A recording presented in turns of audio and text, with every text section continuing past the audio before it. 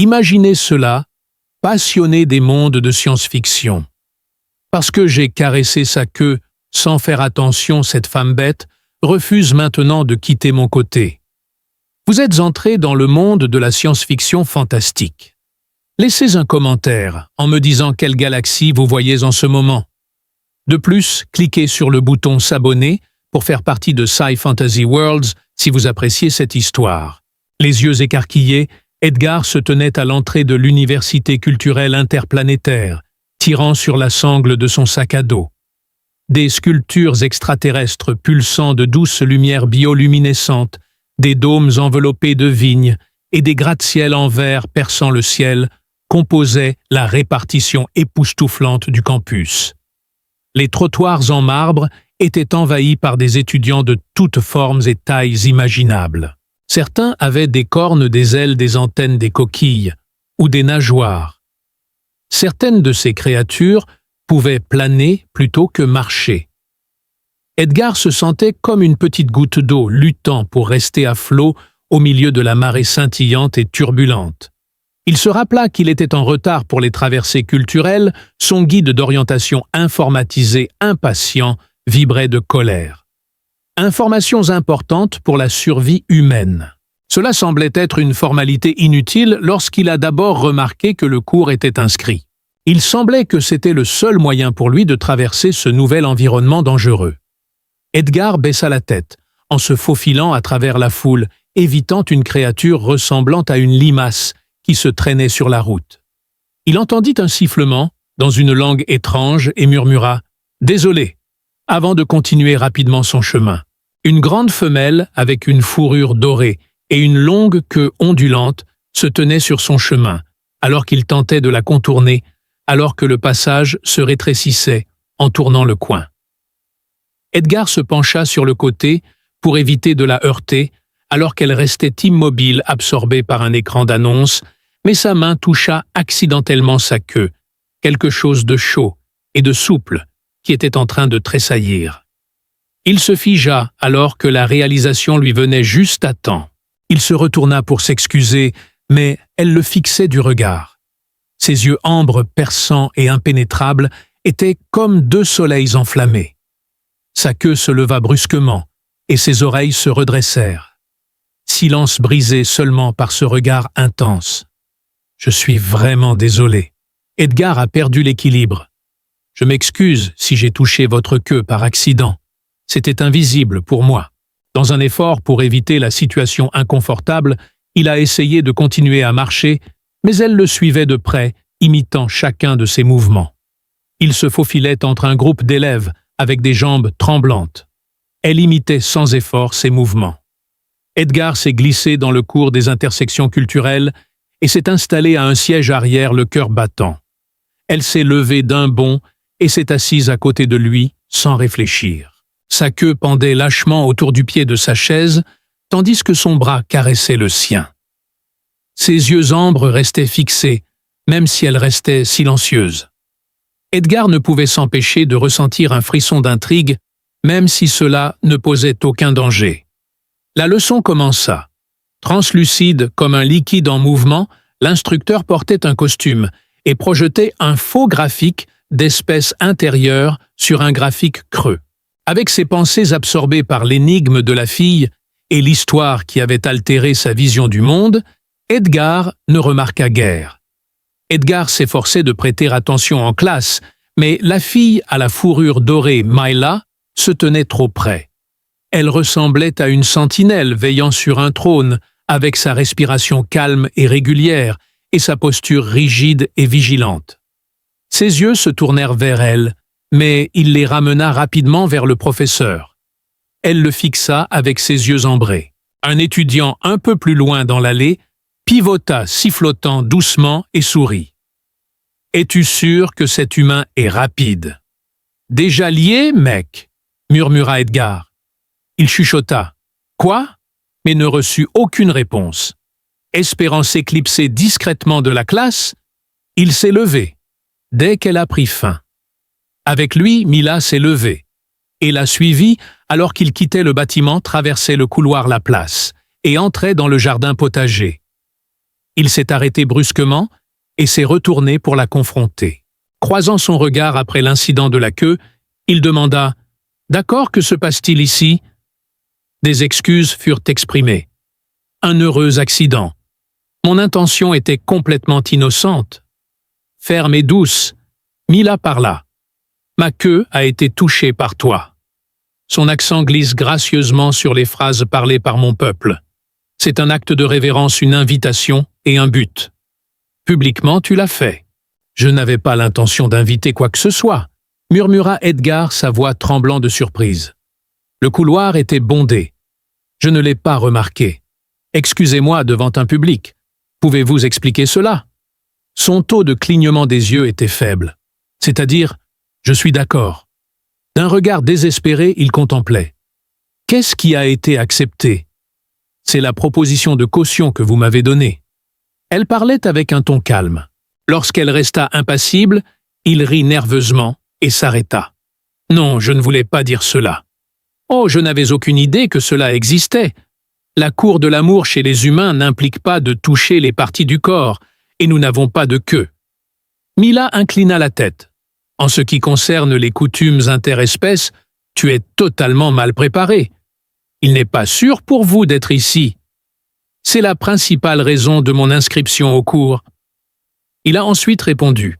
Je suis ici pour acquérir des connaissances. Alors étudie, ajouta-t-elle sereinement. Lors de la première leçon, tu as touché ma queue, et maintenant nous sommes amis. Je suis à votre disposition jusqu'à ce que le lien soit rompu ou contesté. Edgar desserra la mâchoire et écarta les lèvres. Bien sûr, excusez-moi. Vous devez être très gentille. Salut, Mila. Edgar ici, et voici Mila. Une énorme erreur s'est produite. Il doit y avoir un moyen de revenir en arrière. En réponse, elle haussait simplement les épaules. Les retournements de situation se produisent. Lutte ou réaction opposée. Je ne suis pas opposé. Il a gémi, je ne rigole pas. Elle répéta, j'accepte, tandis que sa queue s'agita follement. Je suis à toi. Tout en étant inconsolable, Edgar se massait les tempes. C'était bien plus qu'une simple brochure d'accueil intergalactique. D'accord, viens avec moi, gémit-il. Cependant, gardez une distance de sécurité. Bon, assez avec les histoires. Mila resta fermement derrière. La journée s'estompa dans une brume d'un autre monde. Mila s'est inscrite au même cours qu'Edgar lorsqu'il a fait son inscription. Alors qu'ils étaient à la bibliothèque, elle s'est assise à côté de lui. Alors qu'il allait aux toilettes, elle attendait patiemment dehors. Quelque chose a changé quand elle était là. Les étudiants murmuraient doucement. Son regard intense a fait taire les professeurs. Mila ne se déplaçait pas sans raison. Un simple coup de sa queue suffisait pour qu'elle le revendique. Ce soir-là, Edgar a tenté de l'exclure de son dortoir. Sa colocataire a finalement cédé et est partie alors qu'elle était assise en tailleur dans le couloir, le regardant fixement. Incapable de comprendre le tournant soudain des événements, Edgar s'allongea dans son lit et fixa le plafond. La notification l'alerte lorsque son bracelet vibre. Un contrat de partenariat officiel a été préparé par Mila et attendait sa signature conformément à la disposition de liaison multiculturelle de l'université.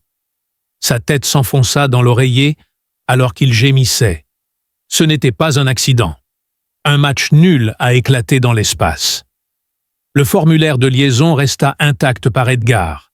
Il passa la matinée suivante à éviter chaque console universitaire qui affichait son identifiant étudiant après avoir glissé son bracelet sous son oreiller.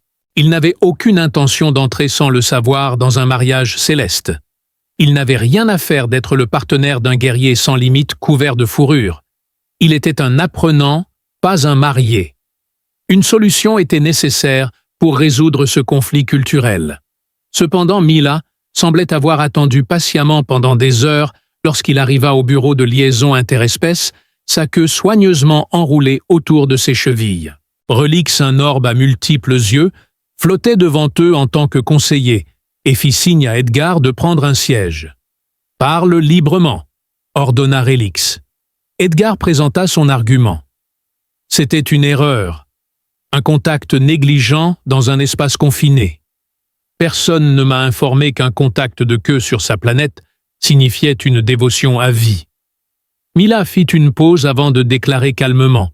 Il a touché ma queue. J'accepte sa connexion. Sa voix était sans équivoque, comme si c'était une réalité éternelle. 3 yeux de Relix clignèrent simultanément. Tu te rends compte, Mila, que le contact queue-corps n'est pas associé à la proximité ou au lien dans la culture humaine.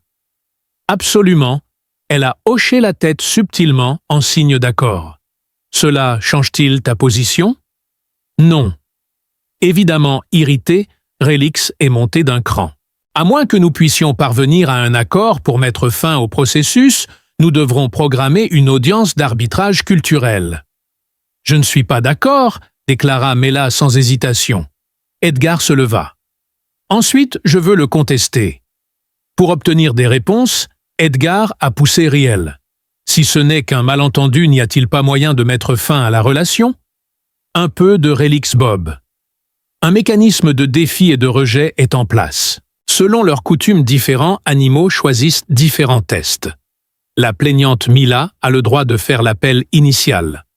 La caution sera automatiquement acceptée si Edgar refuse de participer. Edgar regarda Mila avec étonnement.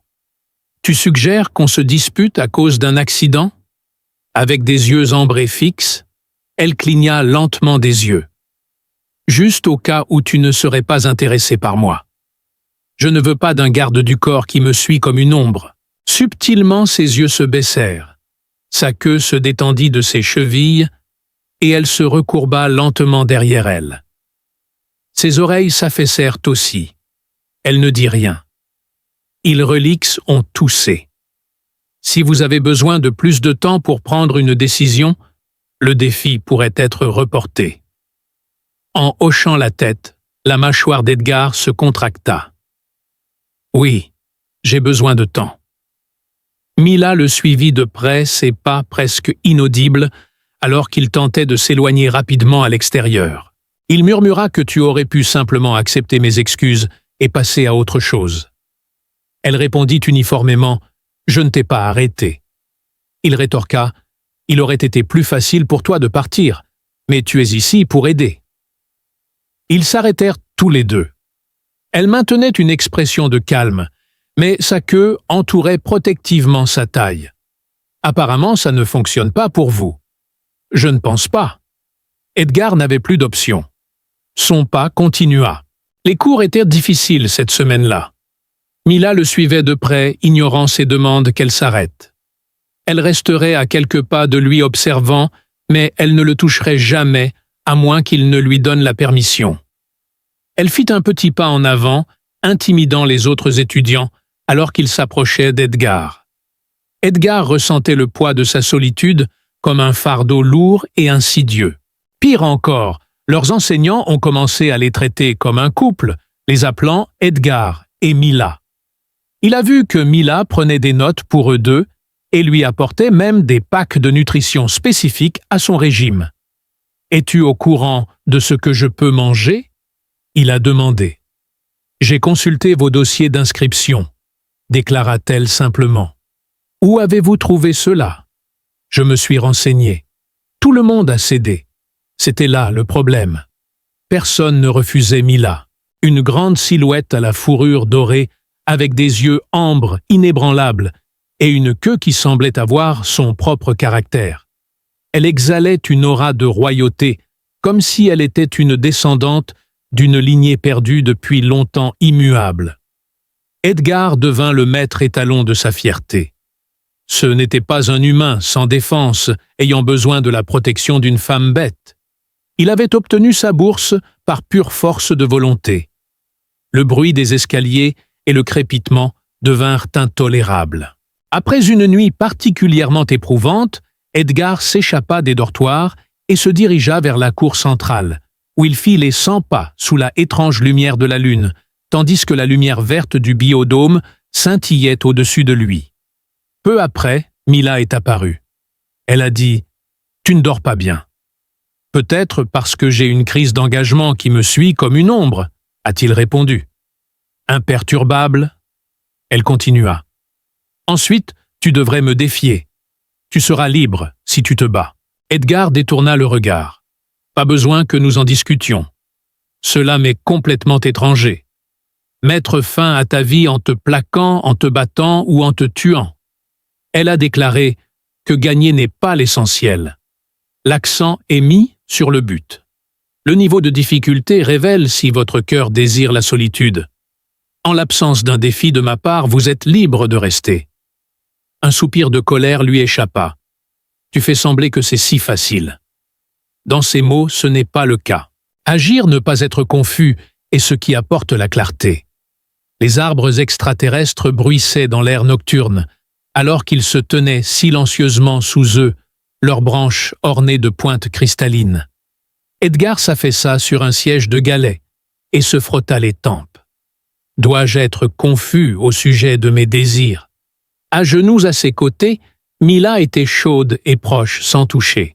Quand tu m'as aperçu et que tu n'as pas fui, j'attendrai non pas parce que tu as touché ma queue, mais parce que tu as été courageux. Parce que ton effort pour dire la vérité m'a appris plus que les leçons des autres qui parlent sans crainte, mais accomplissent peu. Edgar ne dit rien. Comment cela se fait-il? Il n'en avait aucune idée. Elle n'était pas agressive. Le léger battement de sa queue dans l'obscurité ne l'a pas perturbé cette nuit-là, et il a laissé la porte du dortoir déverrouillée. Après 3 semaines à essayer d'ignorer le problème, Edgar a finalement abandonné. Mila est restée constante, mais sa férocité s'était atténuée en quelque chose de plus gérable. Toujours mal à l'aise, mais entrecoupée d'épiphanies qui le prenaient au dépourvu. Elle n'a jamais été insistante ou exigeante sur ce qu'il ressentait pour leur lien. Pourtant, elle est restée. Elle a noté chaque détail. Lorsqu'il a cessé de manger, était chroniquement en retard ou devenait exceptionnellement silencieux en raison d'une fatigue extrême. Elle semblait modifier sa vitesse et ses mouvements en rythme avec sa fréquence, mais elle ne disait rien. Cela peut être vraiment utile, mais Edgar le méprisait. Cela semblait être une blague cosmique qu'ils travaillaient ensemble sur un projet de résolution de problèmes interculturels. Créer un processus en 3 étapes pour que les animaux ayant des perspectives différentes sur la proximité sexuelle résolvent leurs différences. Il a croisé le regard de Mila. Il l'a mis en garde. Ne le dis pas en levant un sourcil. Elle resta silencieuse, malgré le mouvement satisfait de sa queue. Avec leur aide, Edgar a pu se détendre. Les descriptions de Mila sur les rituels de toucher intentionnel de son peuple étaient raisonnables mais étranges. Pour éviter le contact physique, il a proposé un geste symbolique. Pour les espèces qui n'exhibent pas de parfum, elle a proposé un échange aromatique. Ils ont collaboré et créé un excellent modèle. Au lieu de les voir comme un spectacle, les étudiants les ont félicités pour leur travail d'équipe. Au lieu de se vanter, Ma hocha la tête avec fierté en sa direction. Ça ne faisait pas mal, mais Edgar n'avait aucune idée de ce que cela signifiait.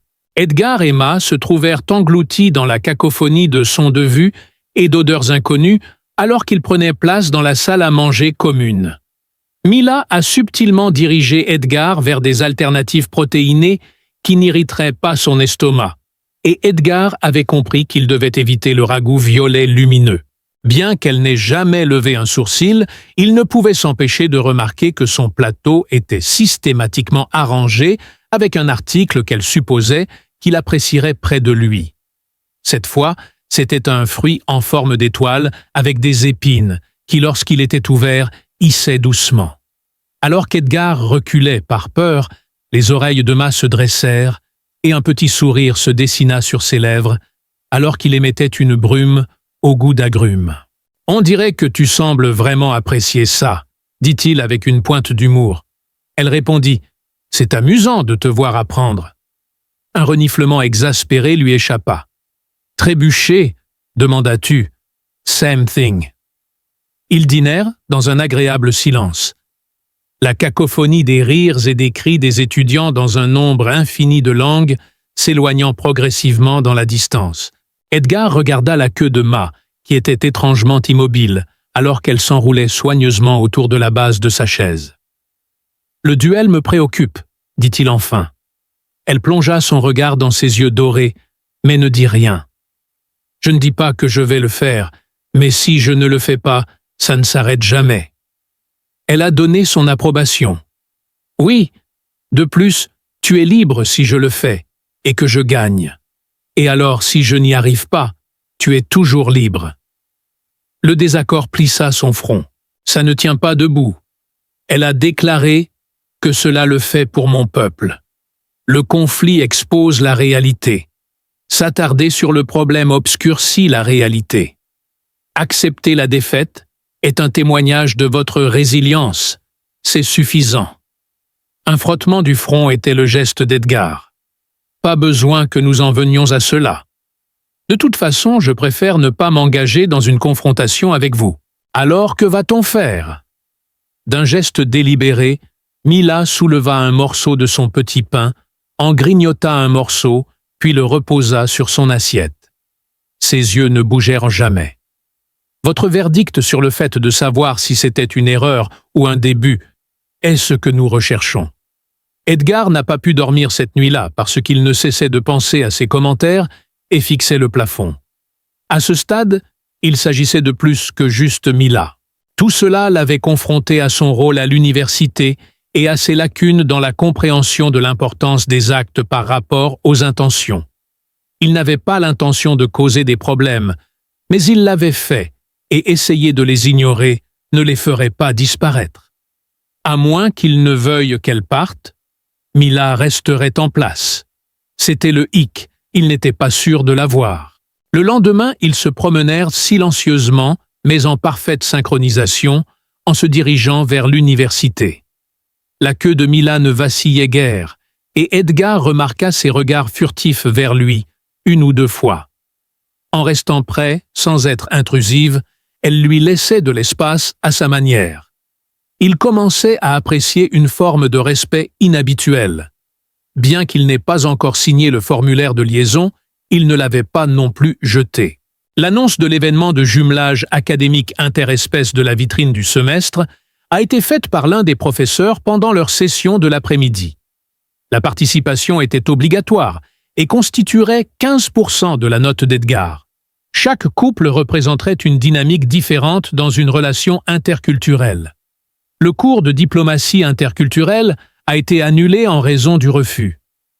Un profond soupir lui échappa. Mila fit un seul bruit de tapement avec sa queue, mais elle resta silencieuse. Il était inévitable qu'ils soient associés. Leur amitié était soudainement le sujet de toutes les conversations à l'école.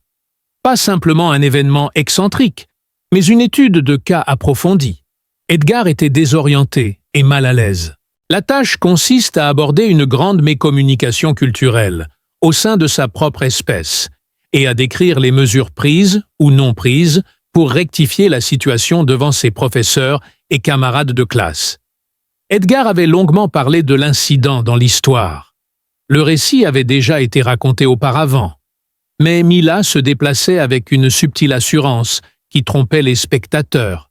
Elle semblait indifférente, si ce n'est ravie de leur intérêt. Faire l'endurcie n'était pas nécessaire. Elle était la seule présente. La serre de l'école, un havre de paix entouré de grandes plantes exhalant des arômes de cannelle et d'électricité statique, servait de site à leur première réunion de planification. Ma s'est agenouillé en face d'Edgar sur un banc, sa queue soigneusement enroulée. Il a fait la déclaration tout en accédant au plan du projet sur son bracelet. Pour enquêter, nous avons besoin d'un malentendu fondamental. Pas besoin de deviner lequel j'ai en tête. Elle a remarqué « Tu as touché ma queue » d'un ton neutre mais pas glacial. Je suis d'accord. C'était une énorme proposition à tes yeux, mais je n'en avais aucune idée. Souligner que le sens n'est pas nécessairement transmis est une option. Mila inclina la tête. Maintenez-vous la conviction qu'il ne s'agissait que d'un malentendu. Avec une pause, Edgar continua. Oui, au début. En ce moment. Se frotta le cou et expira, il continua. J'ai mes doutes. Elle est restée silencieuse malgré les mouvements de ses oreilles. Elle s'est plutôt retournée. Alors nous aurions une résolution, ce qui n'est plus possible maintenant. Il a répondu « Pas tout à fait. Tu ne m'as pas défié. C'est un choix. Je réfléchis juste. Tu me laisses rester ?» a-t-elle fait remarquer. Edgar croisa le regard avec elle et dit « Tu acceptes mon aide. Tu t'assois avec moi quand les autres gardent leur distance. » Je ne m'y attendais pas. « Non, » murmura-t-elle doucement, « mais ça en vaut la peine. » Il desserra la mâchoire, puis la resserra à nouveau. Elle avait des points valables. Être le sujet de conversation du campus et expliquer leur situation à chaque professeur qui semblait intrigué n'était pas quelque chose qu'Edgar appréciait. Mais Mila était désormais une présence immuable dans sa vie. Il n'était plus surpris chaque fois qu'elle le suivait sur le campus ou s'approchait pour examiner une tablette de données. Étrangement, il se sentit bizarre, comme si quelque chose n'allait pas, lorsqu'elle ne se présenta pas à sa porte de dortoir un matin parce qu'elle avait trop dormi. Alors qu'ils travaillaient sur leur scénario de vitrine ce soir-là, Mila proposa un geste significatif pour conclure leur performance. Quelques preuves de compréhension et d'acceptation interculturelle. Elle a dit avec un air de sécheresse désinvolte. Une action délibérée pour démontrer nos progrès. Que cela signifie-t-il, il s'enquit. Elle a sorti un bracelet en felcaran, un symbole de lutte commune et un outil pour les duels de chasse de son sac. Selon elle, le porter lors de la vitrine signifie que vous reconnaissez le lien non pas en tant que partenaire, mais en tant que compagnon avec un but. Une petite dent se trouvait au cœur de la sangle souple et durable qu'Edgar examinait. La sangle était encadrée de fils d'argent. Ne percevez-vous pas cela comme cérémoniel? En effet, il était hésitant. Les gens pourraient le prendre pour autre chose qu'une simple bague d'amitié si je la porte. Elle l'a dit clairement, ils le font déjà. Secouant la tête, il éclata de rire. Ce qu'ils disent ne te concerne vraiment pas. Edgar faisait tourner la sangle dans ses mains avec soin, alors qu'elle disait « Je vais y réfléchir. Tes paroles comptent pour moi. » Sa voix était si ferme qu'elle l'a frappé de plein fouet. Edgar portait un pantalon sombre et une chemise neutre le jour de la présentation. À son poignet gauche, juste sous le poignet, se trouvait une sangle en felcurant. Mila remarqua ses oreilles se redresser et sa queue se fouetter une fois, une subtile étincelle de satisfaction. Le hall principal était rempli d'étudiants vêtus de tenues cérémonielles ou de costumes traditionnels de leur monde. Ils se tenaient côte à côte sur scène, alors que la curiosité du public grandissait. « Je m'appelle Edgar, et je suis ici aujourd'hui pour parler de la mauvaise interprétation culturelle et des conséquences d'actions apparemment innocentes, dit Edgar. Et dans la culture félérine, toucher la queue est sacré un signe d'intention de créer des liens. Ce n'est jamais fait à la légère, continua Mila. Le public était frappé par leur honnêteté calme alors qu'ils apprenaient à coexister et à honorer les perspectives des autres. Edgar a admis qu'il ne le savait pas. L'incident impliquant le brossage de sa queue était accidentel, mais il a compliqué nos vies. Ils ont détaillé la confusion, les semaines maladroites et la croissance. Edgar a reconnu sa frustration et Mila a admis ses attentes. Finalement, Mila donna à Edgar un deuxième bracelet et dit « Que penses-tu maintenant? Je choisis de continuer à marcher à tes côtés. » Une partie de la salle se tut, puis éclata en applaudissements soutenus. Il croisa son regard et prononça ces mots. Après cela, les enfants sont venus poser des questions qui étaient réellement curieuses plutôt que ludiques.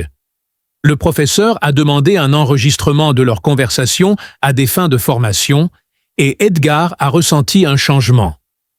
Au lieu d'être perçu comme le gars maladroit poursuivi par une femme sauvage, il était désormais vu comme quelqu'un qui gérait avec grâce la complexité.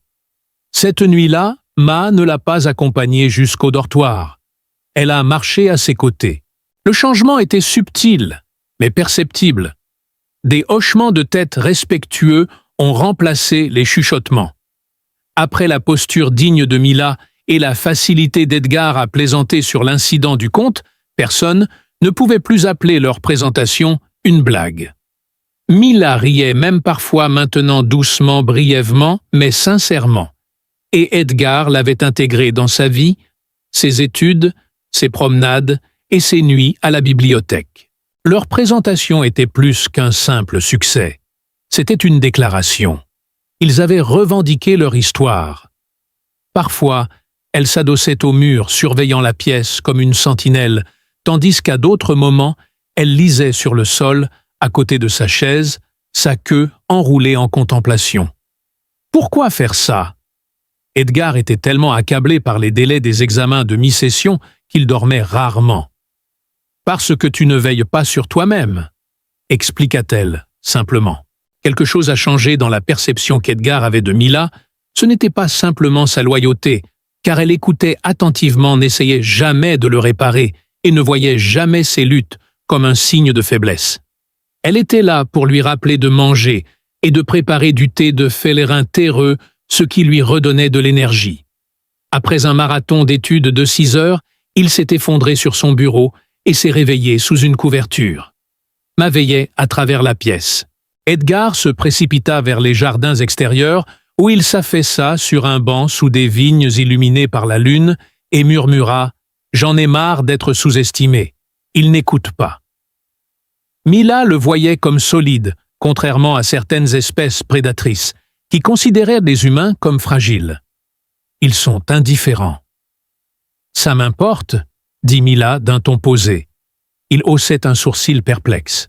« À cause du lien », le corrigea-t-elle. « Non, je me soucie parce que j'ai choisi de le faire. » Edgar cligna des yeux surpris. Alors, elle n'impliquait pas que la loi sur les liens était le seul facteur. Elle hocha la tête, mais ce n'était pas la raison. Le cœur d'Edgar battait avec l'espoir qu'elle remarquait quelque chose en lui, sa curiosité, sa détermination que les autres avaient négligée. Peut-être qu'elle l'avait toujours eue. Alors qu'ils étaient assis par terre dans le dortoir cette nuit-là, Edgar demanda à Mila de lui dire quelque chose qu'elle n'avait jamais dit à personne auparavant. Mila inclina la tête en réponse. Edgar voulait en savoir plus sur elle, pas sur l'histoire ou les traditions de sa famille, mais sur elle-même. Mila s'est arrêtée un instant avant de parler doucement, expliquant que sa mère est une matriarche guerrière qui a choisi mon père après avoir vaincu 5 rivaux. Edgar hocha la tête. « Et puis, tu m'as rencontré l'humain naïf qui a proposé sans le vouloir après t'avoir heurté la queue. » Son sourire rare vacilla. « L'humain qui éveille ma curiosité. » Ils étaient assis en contemplation silencieuse. Tout le monde supposait que je suivrais ses traces, mais je n'avais aucun intérêt à rivaliser pour le pouvoir. Je suis venu ici pour apprendre sur la diversité et pour privilégier la paix plutôt que la conquête.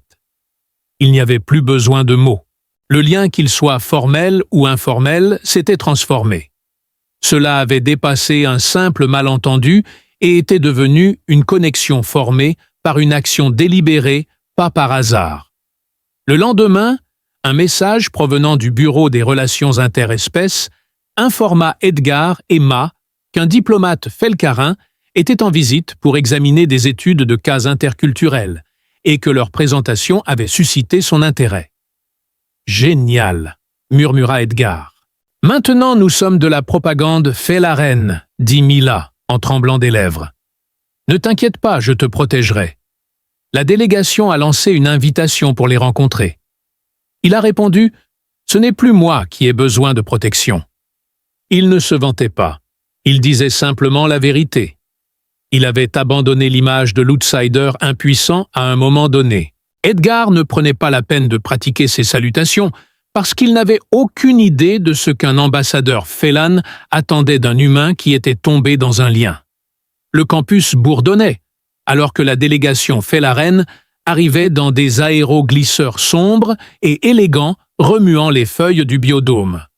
Le corps professoral revêtit des robes cérémoniales poussiéreuses et les étudiants répétèrent des salutations multilingues. « Tu aurais pu me prévenir » siffla Edgar en tirant sur le col de sa veste. Edgar portait une tenue élégante et sobre, respectueuse, pas tape à l'œil, et ne semblait pas perturbé par le chaos. Mila, comme d'habitude, resta calme et posée. « Je viens de l'apprendre ce matin, lui dit Mila. Et ça te va? Elle va essayer de me coincer? Dois-je me battre avec ta mère? Non, mais elle pourrait te tester pour voir ce que tu as gagné de moi. Gagné? Il répéta confus. Elle ne reçoit pas de lien sans violence, grogna-t-il. Cette réunion de famille va être tellement amusante.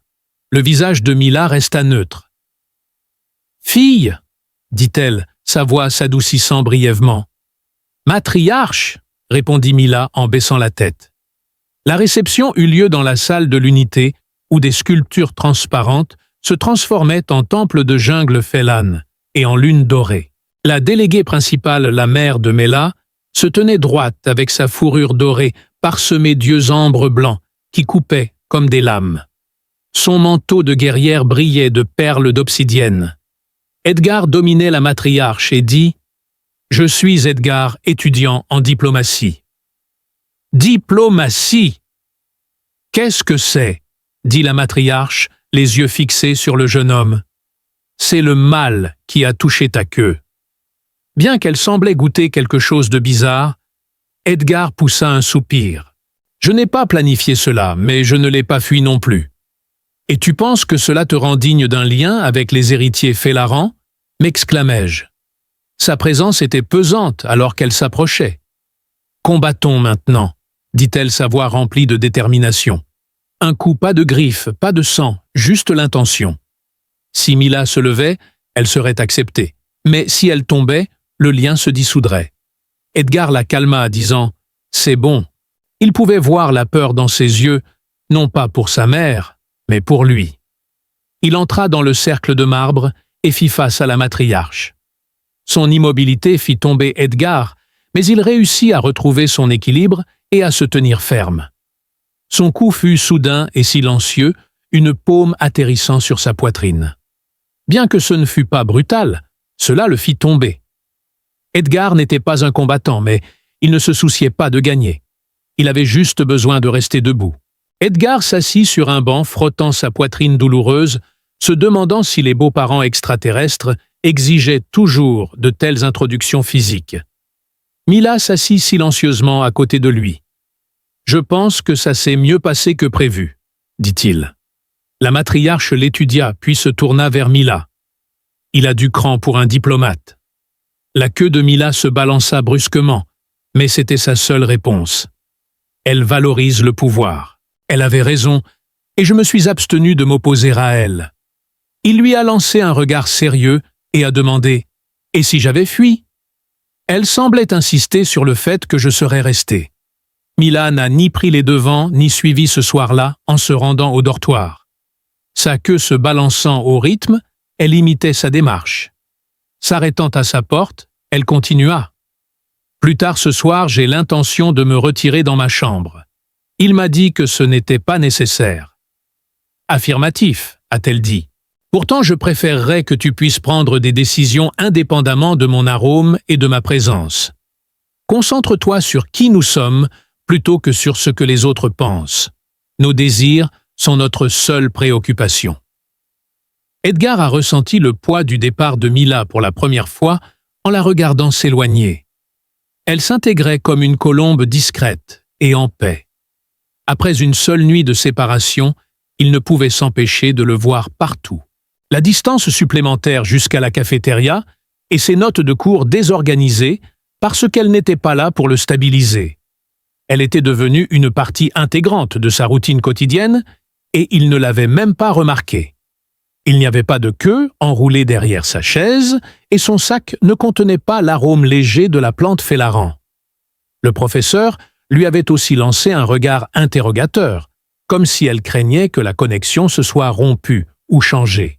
Non résolu et marqué d'une alerte jaune, le formulaire de lien persistait sur son site étudiant. Il l'avait examiné ce matin-là, son doigt attaché au bouton d'acceptation, avant de décider de le supprimer. Pourquoi y a-t-il une réticence? Mila était devenue plus qu'un simple devoir. Il avait une véritable affection durable pour elle. Il lui faisait confiance, l'admirait et l'aimait. Il n'avait pas besoin d'être parfait pour elle. Elle voulait simplement sa présence physique à ses côtés. Edgar passa le temps après son dernier cours à errer dans le dôme est, passant devant les balcons du jardin où des couples de différentes espèces étudiaient ou cherchaient refuge loin de l'agitation du campus. La lumière du soleil se reflétant sur le champ du biodôme faisait bruisser doucement les feuilles cristallines. Comme si elle attendait un signe des étoiles, elle était assise prête sur le bord d'un bac à fleurs, sa queue élégamment enroulée. Incertain de savoir s'il devait parler ou non, Edgar s'approcha. Son regard initial était tourné vers lui. « Y avez-vous réfléchi ?» demanda-t-elle. A-t-elle demandé ? « En effet, j'y ai réfléchi », répondit-il en s'approchant. Malgré un rapide mouvement de la queue, elle hocha la tête et dit « Toi, je pense toujours à toi ». Le silence s'installa autour de lui alors qu'il reposait sa tête sur le jardinière. « J'essaie de comprendre quand cela a cessé d'être un problème », déclara l'homme. Mila resta silencieuse un moment avant de parler doucement. « Tu avais peur que je te vole quelque chose, mais je ne pense pas que cela ait jamais été le cas. » Ses épaules se détendirent et sa queue se déroula lentement et pensivement alors qu'elle parlait. « Nous ne nous lions pas par la force. Nous attendons que la vérité grandisse. » Edgar se tourna vers elle et demanda « Permets-moi de te poser une question, et sois honnête. » Elle parla de liberté et de contrôle et de ses choix, mais il ne l'a jamais bloquée.